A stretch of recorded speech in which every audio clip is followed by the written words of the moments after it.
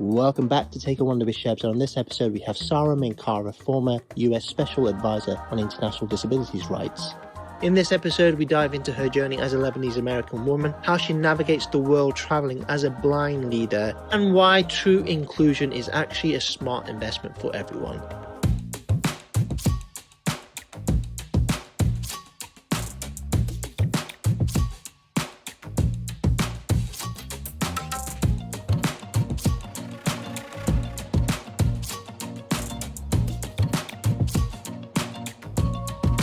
You can support the channel by heading over to www.shebsthewonderer.com and hover over to the store tab and click. You can then buy various items from t-shirts, jumpers, hoodies, even water bottles and phone cases. If you have any questions, you can send me a message through the contact tab.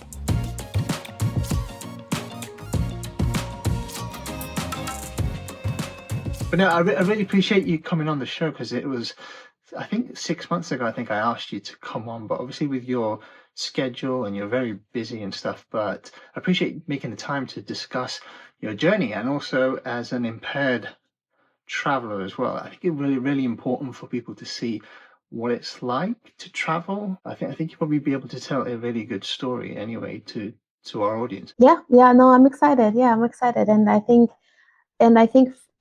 just from the top, I would always say, like, not each blind person experience is different from others. Say, like, for instance, my sister, she travels a lot on her own, and she's also blind and visually impaired, and she's really good at traveling. I think I'm a little bit, I'm excited for this conversation. Is your sister then, is she also visually impaired? Did you just say there's well? Yeah, she's visually impaired, and she actually has so she's a professor in bioengineering at Northeastern University, but on the side, she does this YouTube show called Planes, Trains, and Canes. I think it'd be great for you to connect with her, because I think, so she travels the world and talks about how is it as a blind traveler, how's her experience as a blind traveler. You became visually impaired at the age of 7. That's what I remember you telling me that. Yes, so, both of us. Yeah, exactly.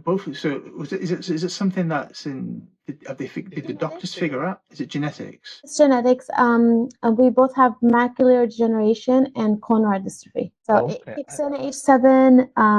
We lost 98% of our eyesight at the time, and then the 2% remaining usable sight gradually decreased over time. I suppose if you were to have kids, if your sister was to have kids, would the genes get passed on then? No, because it's the reason my parents are cousins, so it triggered a recessive gene. So as long as I marry someone that doesn't have the same recessive gene, it should not be carried on. Oh, interesting. And your background, just explain to people where your background's from, because you class yourself as an American, but where is your background from? Yeah, so born in the DC area, grew up in the suburbs of Boston, and parents are originally from Lebanon. So we used to visit Lebanon during the summers. Most of my extended family are still in Lebanon. And for people that obviously can see, you grew up a Muslim as well. What was it like growing up in school? We grew up in a town. It was a small town, 20,000 people.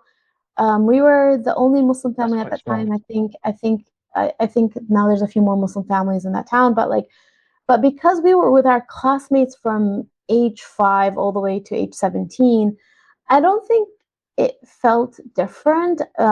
Yes, we are practicing Muslims.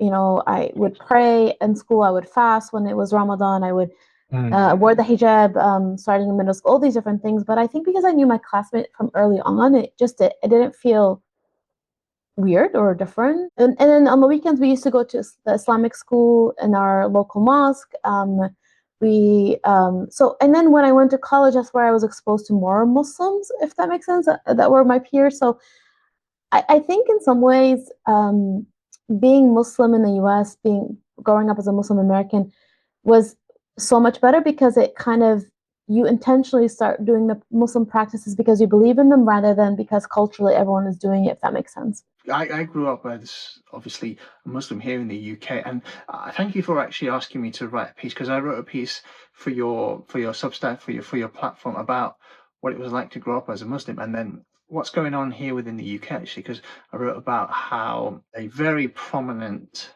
figure, billionaire, he runs the club Manchester United, and he said that he feels as though immigrants have come and colonized. He used the word colonized as well. Wow. The whole of the UK. So I was staggered to hear something like that, especially from a figure, because when a high-profile figure, as you know, living in the US, you've got a president who says this and that, it can have a real impact on people who are growing up and have come from different backgrounds. My parents have come from a background where they had to work really hard, and the reason why they had to move across here was because of situations where my family were from. So my family's from Bangladesh, and there was a genocide in 1971, and then my granddad moved across in the 1960s, and my dad as well, to get a better life. And to hear the word immigrants have colonized the UK, I felt a little bit of a sting. So I was able to write that. Hopefully, people reading your read the piece will find out that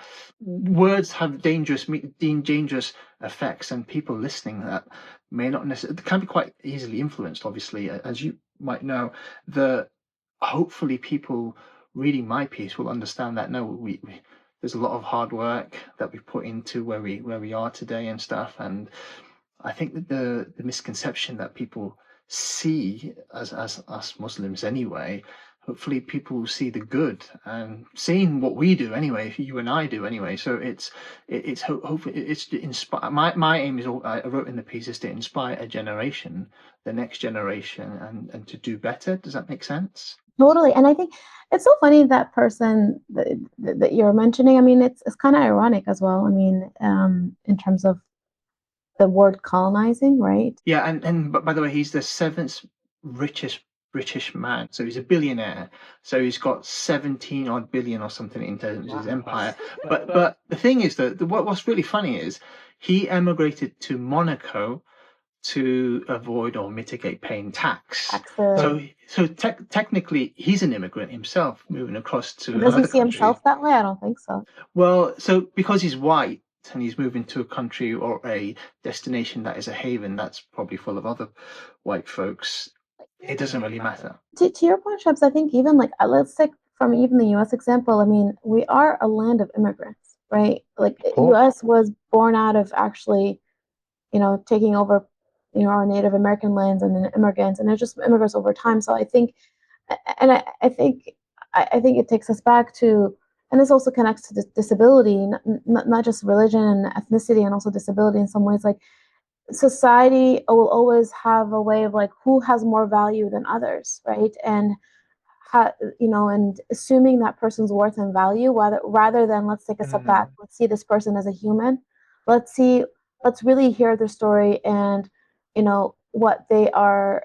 And I truly believe every single person has something beautiful to contribute to the world. So I think, how do you get society to really approach every single person from that lens, that this person has something beautiful to contribute? So I think that's the sad part, is our society has created these, and this is why, I mean, one of the things I always say is like curiosity, and this is what you're doing through your podcast and other things, is like, how do we be more curious with each other and ask questions? And so it's an interesting time, and rhetoric does impact narrative.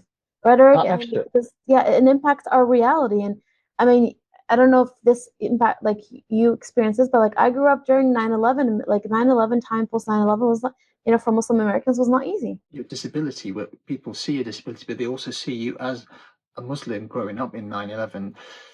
The impact that it had, I suppose, on you growing up, did you use that energy to mold yourself into who you are today, though? I will say, like, my friends who are Muslim, they definitely experience Islamophobia a lot.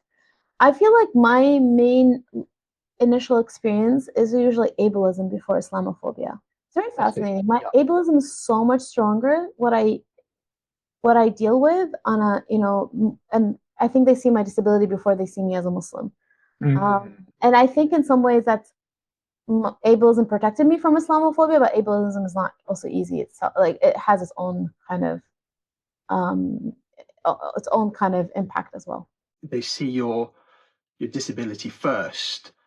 The opportunities, though, when it came to education, when it came to work, did that have an impact? Education, I think, as a blind person, my biggest challenge was actually getting the right access and accommodations that I needed in college, grad school, like, and even in employment, getting exactly what I needed to be able to access whether it's employment or education, right? I think that in itself, and where does ableism play a role? I think society still sees accommodations as an add-on, as a special needs, as a burden, as costly, as, you know, you're asking for too much. It makes you feel like you're being a burden and asking for favors. And I think that if you shift the narrative and you actually try to build a system that works for everyone and try to break down barriers so everyone can access and contribute, that's going to benefit everyone, we would be in a so much better place. And I think for me, like when I was in the State Department, my biggest barrier was actually getting the right accommodations that I needed and not feeling like I was asking for too much or I was being difficult. When you first traveled, did you get a hook for it? Did you want to see more, and did you want to experience and explore more after your first travel? I know you've been to over 70 countries in the world, and that's a lot of destinations, but was it something that you enjoyed doing when you first went away? And you talked about, you used the word curiosity before. Did it make you curious to see more? I mean, so besides, I wouldn't consider love and travel as even though it was my first, I mean, traveling since little kid.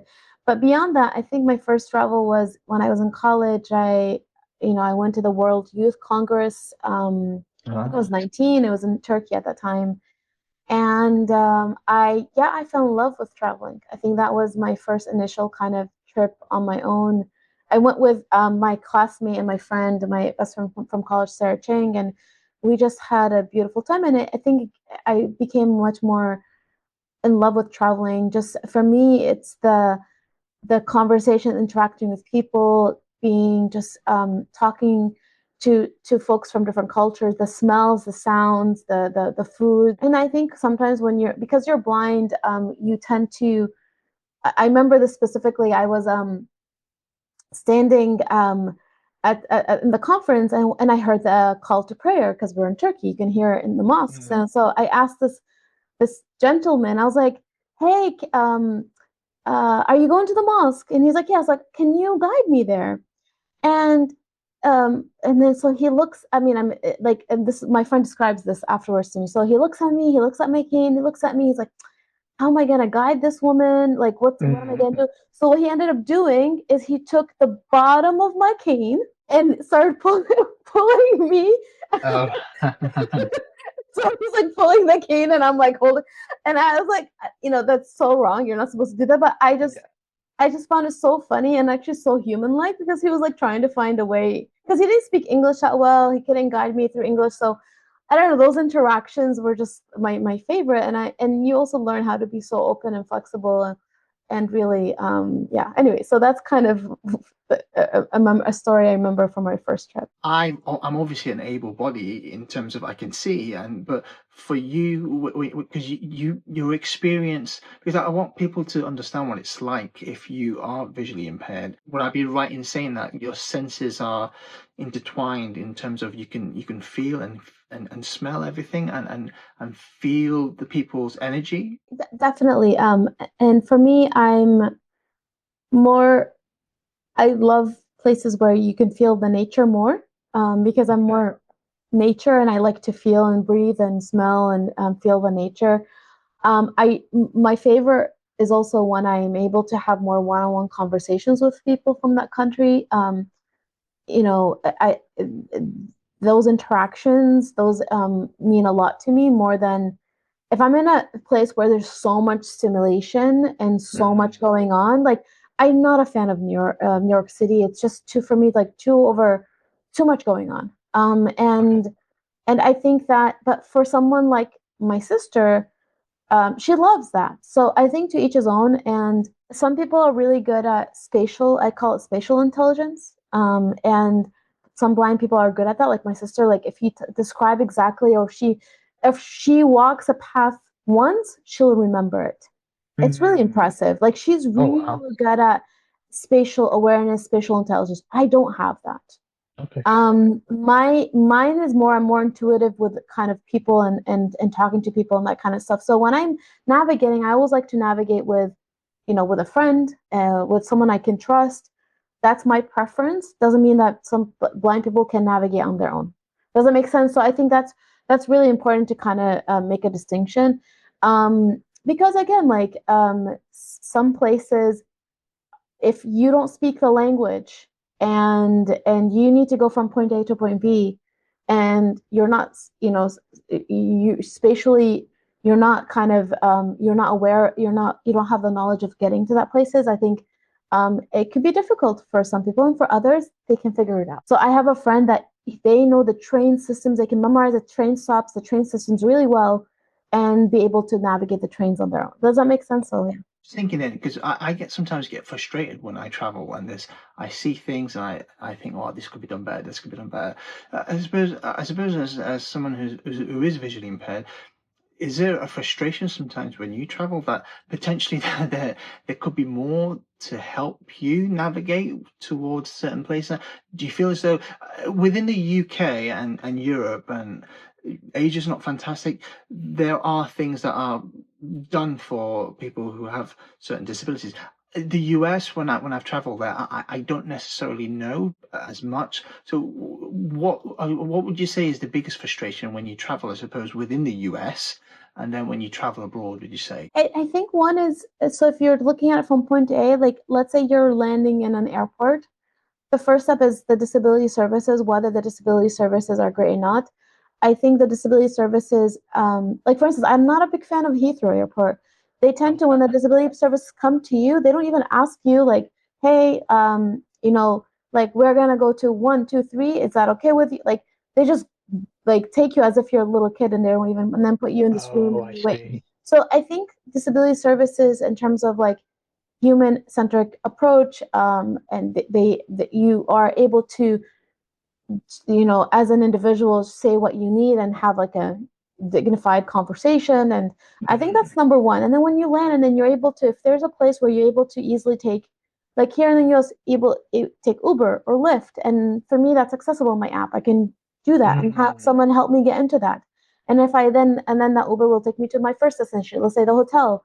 And then if I'm able to, when I arrive at the hotel, if the staff are good at guiding me to where I need to guide. Now there's these Meta Live glasses. I think they're a start of a step of really making things more accessible. But if you can break those down a bit, if they can be improved more, I think they can be really amazing. But I think so every single journey, every single point of the journey, there's always, I would say, it's the physical, it's the people, whether they know how to interact and provide the guidance and the support. It's, so it's the technological. There's some now, everything, if you go into hotels, Shrubs, like some hotels are like, it's all touchscreen. It's all, these elevators super complicated. Technically, they do have a disability button, but it's just still not really practical. I wish we can go back to the old buttons, for instance, right? So those are the things that every single step, there might be a new challenge coming along. Buttons where it helps the visually impaired, because I know on your keyboard there's like on F and on J there's like little dots, so like a braille, so then it helps you navigate your fingers to other parts of the. So you're saying when it had the older buttons with the touchscreens, because you can't really have a braille, when it was the older buttons, you were able to sort of navigate because it had those brailles. That's what you're trying to say. So now, like if you go to some elevators, when you go to the lobby of the elevators, there's a touch screen, and you press the floor that you wanna on the touch screen that you wanna go to, and then what happens is, then they'll tell you, oh, go to elevator bank F. Well, first of all, I don't know where elevator bank F, and I can't even hear when it turns on. And first of all, like there is a voice, technically there is a voiceover for that touch screen, but I can't hear it with all the noises around me. It's so hard to even navigate. I see. I would rather press up, the button up, and then I hear bing. I know that's the elevator. I go in, I press my number. And that was how it was in the olden days. And I think that in itself is so much more accessible than how they're really changing the elevator. Your sister's experience is slightly different, you're about to say. She said in Japan, I haven't been there, which is crazy. Like I've been to so many places, but she said in Japan, the public transportation, super accessible. But on the other hand, in Japan, there's a lot of restaurants and stores that are not accessible. It's all touch screens and whatever. So it's very funny. Like she's like, she enjoyed the public transportation. She's like, there's the cane guides, right? So she follows the cane guide. And then when she's coming near a bathroom, there's actually a sound of a flush, like, so she knows like she's actually near a bathroom. And then when she's near the escape, there's sounds of birds, like it has like soundscapes along the path of the cane trail, and that's great. Whereas there's other parts of the world, they have the cane guides, but they're useless. They don't guide you anywhere. You don't know where you're going. So Japan has done it well, from what she's shared with me. What place would you say you've been to have where it was absolutely smooth, plain sailing, no issues, everything you felt was great? Again, I'm more comfortable in the US because I know the system and I can travel. I can use disability service in the airport, and I take the Ubers and I go to the hotel. Like, I think I'm just more comfortable. But in terms of like fully accessible, even Mona, my sister in Japan, she said the public transportation was great, but the restaurants and the stores were not accessible. They can get maybe the transportation right, but then they don't get the services in the restaurants right, or the accessibility in the restaurants right, or they might get the restaurants right, but they don't get the transportations in. So at the moment, they're getting one thing right, but not the other. And I think that's a very common thing for when it comes to traveling around the world. You're just able-bodied or able to see anyway, because you think, oh, they've got this right, but they haven't got this right. But it seems like it's a common problem in general. I suppose you have to go out there and actively sort of say, right, this is what we need doing, and this is what we need help with. I suppose coming on these shows or me highlighting it in because I do a lot of public speaking and stuff, and in fact I'm doing one tonight where I talk about these accessibilities, especially, for example, because I'm of course a Muslim, what it's like to access halal food around the world. So people want to know so they can improve, I think. It's always going to be a problem when it comes to the ongoing progress, because a lot of people think it's going to cost a lot of money, it's going to cost this. I think it's just a general case of being inclusive, and I think inclusivity is the best way going forward for anyone to feel welcomed. That's to your point, and this is where people don't see. There's a couple things. First, any of us can gain a disability at some point. That's number one. We always say people that are without disabilities are temporarily, abled. And then later, as people age, they gain more disability. That's just the reality of life. And then third, actually, we as a disability community, we have, they estimate $2 trillion in disposable income. And then if you want to add family members with it, it's $13 trillion in disposable income. You want to, it's more costly for you, or you're not tapping into the benefit by not making your spaces more accessible. Yes, it might be costly in the short term, but you're going to gain so much benefit later on. So I think that's kind of that people need to change how they're looking at accessibility. But I also know, like, some cities, historical cities, there's a lot of for instance, like Paris, when they were hosting the Olympics and Paralympics, we actually went early on to see how they're doing to build out more accessible transportation, because their public transportation is not super accessible. So that was a huge lift for them. If you go back to the Olympics and Paralympics in the UK, actually, you guys hosted it, what year was it? 2012. 2012. That whole period actually really broke a lot of barriers for people with disabilities. So UK itself pushed on making things more accessible and actually elevated the disability narrative so much more because of that experience. So I think, and I'm curious now with LA 28, how much, what that's going to look like. So UK did in 2012 have an amazing impact on disability, because still to this day, there's a show called The Last Leg, and there is two guys with amputated legs, and they're still presenting a show, and it's just a general show. They do talk about their disabilities and stuff, but they managed to get like a full-on job with one of our biggest channels here in the UK, a terrestrial TV, because they wanted to show people still that people with disabilities are still people who live lives, really, and it's enhanced and it's helped people understand what it's like to be living with a disability.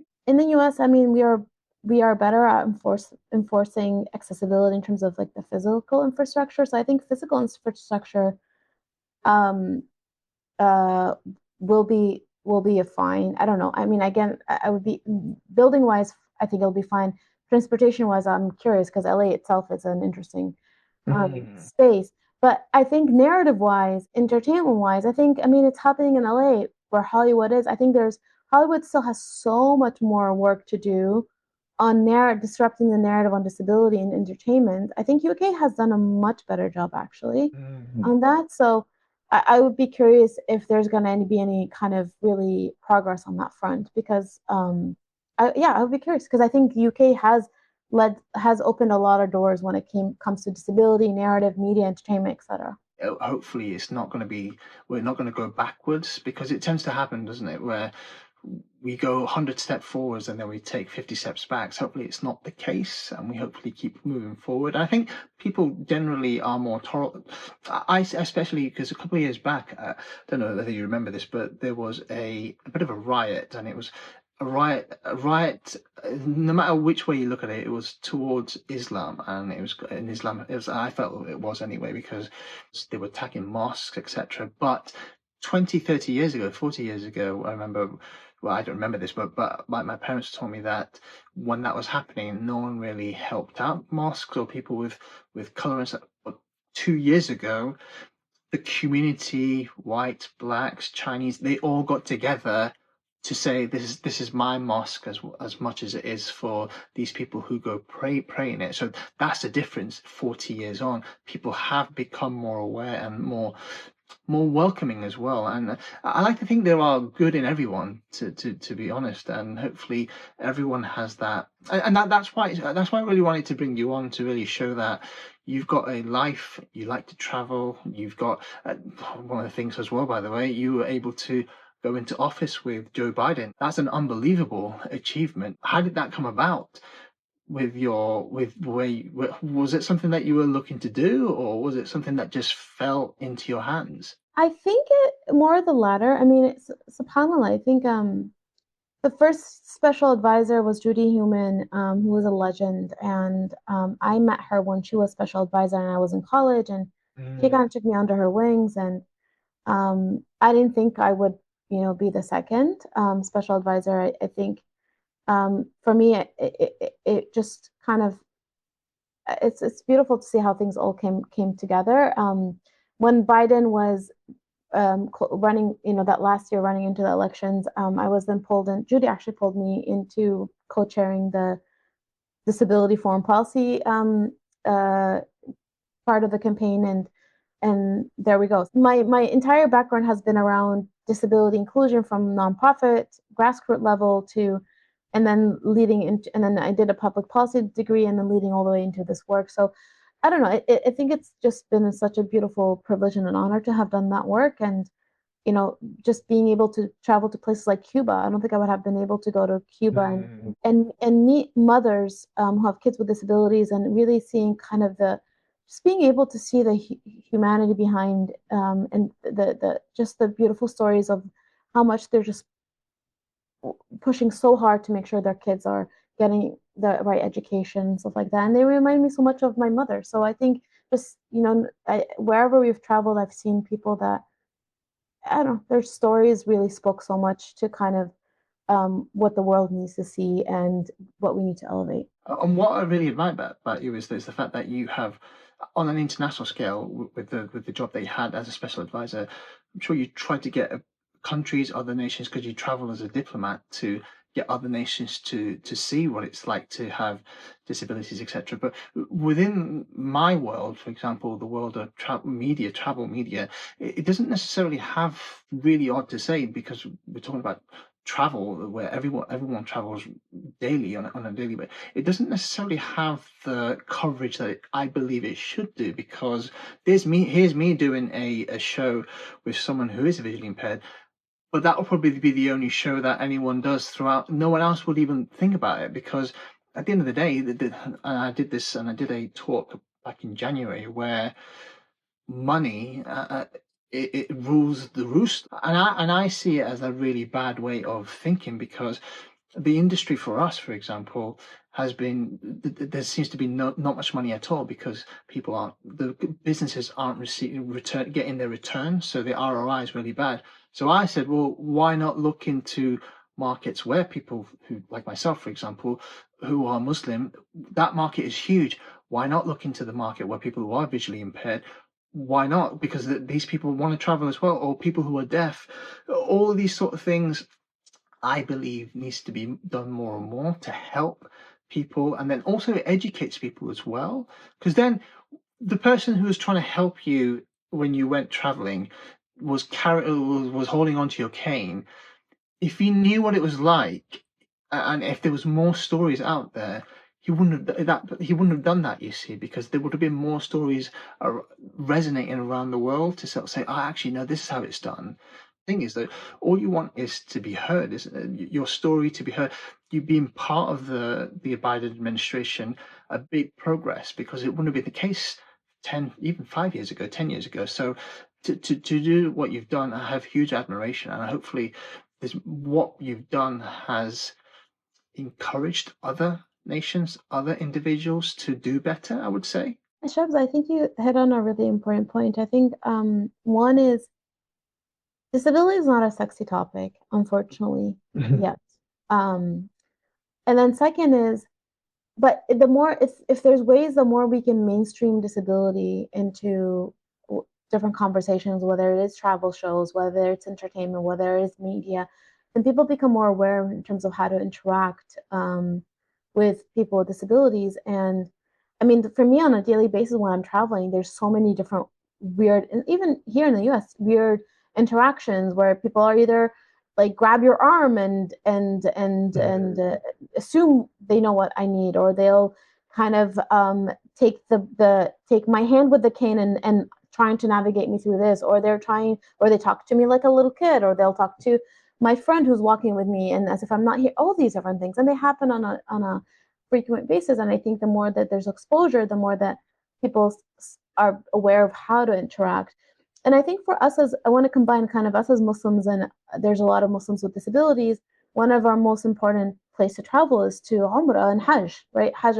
I recently did Hajj last June, last year. And and Hajj is the most precious spiritual experience one can do as a Muslim. And you have 2 to 3 million people in one space. And they've done an amazing job when it comes to physical accessibility, I think. But again, there's so much diversity in disability, and accessibility is more than just making sure there's wheelchair ramps. And I mean, ramps in that way, but like, how do you have people on the ground that are working, the staff on the ground know how to interact with different types of disability, and stuff like that. You want to have an experience like anyone else and stuff like that. Again, I applaud you for the work that you've done. Real admiration. My question is, we're coming towards the end of it. I just want to know what's next for you, because now that you're no longer part of the office, what have you been up to? What's next on the agenda? We've been doing since government is launched an advisory firm, and we do a couple things. One is we still do disability advisory work with different government agencies, private sector, on how do you advance disability in a more through more of a leadership lens, and then and on different topics, whether you're talking about a country that's trying to do recovery and reconstruction, where you're talking to a country that's trying to build an accessible tourism strategy, or whether you're talking to a country that's trying to build out an inclusive education roadmap. And then we also do In the Dark, the In the Dark methodology. It's not a disability thing, but it's more a leadership tool that we bring forward to our clients. And then we do a lot of speaking engagements. And our Substack, which we're so happy that you're a contributor, and I'm excited for our readers to read your Substack, because our audience, we have a lot of foreign policy folks in our readership. So I think there's going to be, I'm excited for people to read your piece. Amazing stuff, and you've got a great team. And people might not realize, but Hannah, who I've been dealing with, she's fantastic. So a great person to have on your team. So you've got a great team, you've got a great outlook, great family, and hopefully it continues.